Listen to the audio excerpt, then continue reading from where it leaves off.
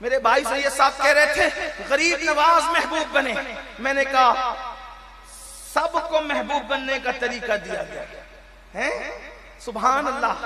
اور آسان کتنا ہے. فاتبعونی، بس اتباع کرو. غریب نواز نے اتباع کی. غرض یہ کر رہا تھا فاتبعونی، میرے محبوب کی اتباع کرو.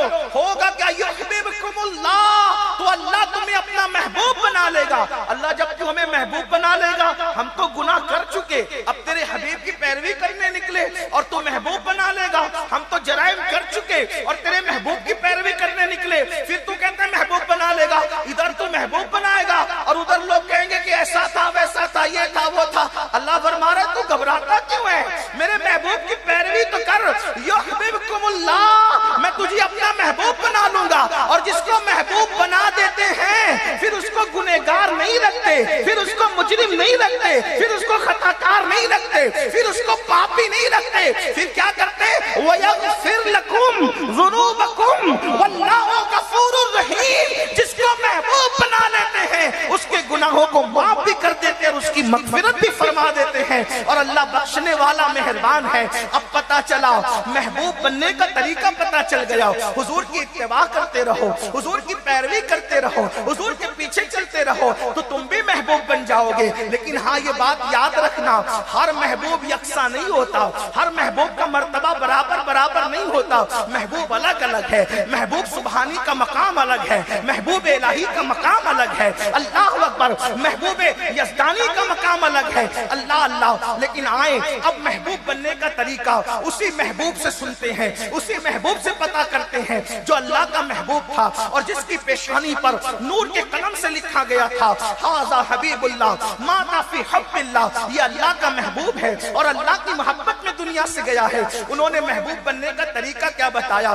بڑی معذرت کے ساتھ ہم یہودیوں کے طریقے پر چلیں گے محبوب نہیں بنیں گے، ہم مشرکین کے طریقے پر چلیں گے محبوب نہیں بنیں گے، ہم اللہ اکبر جوؤں کے اڈوں پر جائیں گے محبوب نہیں بنیں گے، مسجدوں کو ویران کریں گے محبوب نہیں بنیں گے، شراب کے اڈوں پر جائیں گے محبوب نہیں بنیں گے. آپ سے پوچھنا چاہتا ہوں، وقت کا رائے پتورا آج بھی آنکھیں دکھا رہا ہے لیکن اس کو سزا کیوں نہیں ملتی؟ وجہ ایک ہے کہ ہم محبوب نہیں بن پا رہے ہیں. جو قوم حجام کی کرسی پر بیٹھ کر چہروں سے داڑیاں مڈا کر گٹروں میں پھینکوائے وہ اللہ کی محبوب کیسے بن سکتی ہے؟ جو سود کے حرام دھندے کر کے اپنے پیٹ میں جہنم کی آگ ڈالے وہ قوم محبوب کیسے بن سکتی ہے؟ جو قوم رات کے 3 بجے تک زنا کے مناظر فلموں کے اندر دیکھے وہ قوم محبوب کیسے بن سکتی ہے؟ ایک مرتبہ میں سوچنے لگ گیا، بیٹھ کر کے سوچا یا اللہ، جس مذہب نے عورت کے چہرے کو دیکھنا حرام قرار دیا پاپ کی نظر سے، عورت کے چہرے کو توجہ کریں، جو مذہب عورت کے چہرے کو دیکھنے سے منع کرتا ہے، اے اللہ اگر عورت کا چہرہ دیکھیں پاپ کی نظر سے تو کیا ملے گا؟ تو اللہ نے محبوب سے کہلوایا. اللہ کے رسول نے فرمایا میں اپنی قوم کے جوانوں کی توجہ چاہتا ہوں، لوگوں سے نفرت کرتے کرتے اب اپنے آپ سے بھی تو نفرت نہ کرو، لوگوں سے دوریاں اختیار کرتے کرتے اپنے جسم کبیر پر بھی تو ظلم نہ کرو. آپ غور تو کریں، مجھے معلوم ہے آپ کے علم میں نہیں ہوگا اس لیے یہ جرم کر رہے ہوں گے لوگ، لیکن جن کو پتا چل جائے ذرا توجہ سے سننا، ذرا غور سے سننا، دل کے کانوں سے سننا. میں کوئی مقرر خطیب نہیں، یہ میرے دل کی آواز ہے، یہ میرے دل کا درد ہے جو میری قوم کے جوانوں کے دل کے دروازے پہ انڈیلنا چاہتا ہوں. ذرا توجہ تو کریں. جس مذہب میں یہ کہا گیا جس نے عورت کے چہرے کو دیکھا، جو عورت کے چہرے کو تکتا رہا، اللہ رب العزت قیامت کے دن اس کی آنکھ کے اندر جہنم کی آگ کی سلاخیں داخل فرمائے گا. اس کی آنکھوں میں جہنم کی آگ کی سلاخیں ہوگی. اور جہنم کی آگ کی سلاخ کیا ہے جانتے ہیں؟ اس دنیا سے 70 درجہ زیادہ تیز اور ترار جہنم کی آگ ہے. مجھے بتاؤ اللہ اکبر میرے آقا صلی اللہ علیہ وسلم کے دیوانوں، اے مصطفیٰ جان رحمت کے غلاموں، اللہ اکبر اگر دنیا کی آگ پر ہم تیل گرم کریں اور وہ گرم تیل ہماری آنکھ میں چلا جائے تو آنکھ کا کیا بنے گا؟ ہماری آنکھیں کتنی نازک ہے، ہماری آنکھیں کتنی نازک ہے. اگر ماں پیاس کاٹ رہی ہو، بہن پیاس کاٹ رہی ہو، بیٹی پیاس کاٹ رہی ہو اور اس پیاس کے ننھے ذرات جو نظر بھی نہیں آتے، جو دکھتے بھی نہیں، اگر وہ ننھے ذرات ہماری آنکھوں کے اندر چلے جائیں تو آنکھیں رو پڑتی ہے، آنکھیں لال ہو جاتی ہے، آنکھوں کے اندر دل کا چلا جائے، آنکھ اس کو برداشت نہیں کر پاتی، اپنے ہی پلک کا بال اپنی آنکھ میں ٹوٹ کر چلا جائے، آنکھ برداشت نہیں کر پاتی۔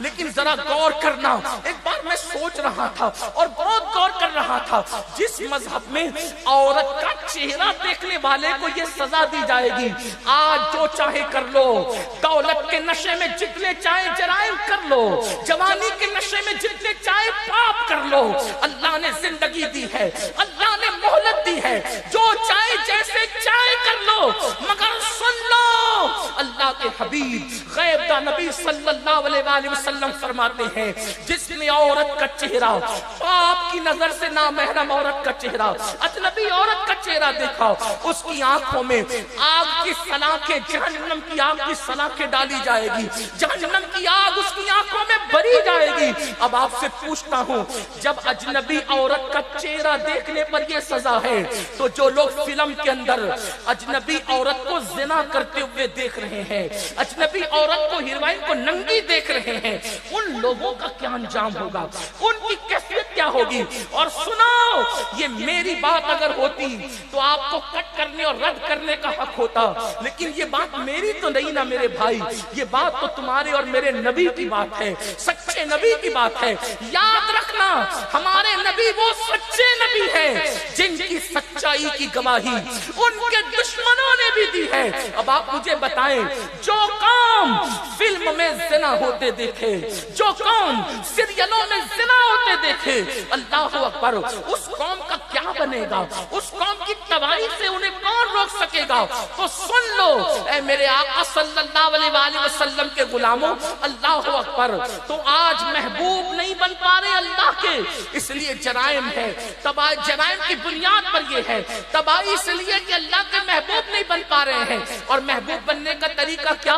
فَاتَّبِعُونِی، حضور کے پیچھے پیچھے چلو۔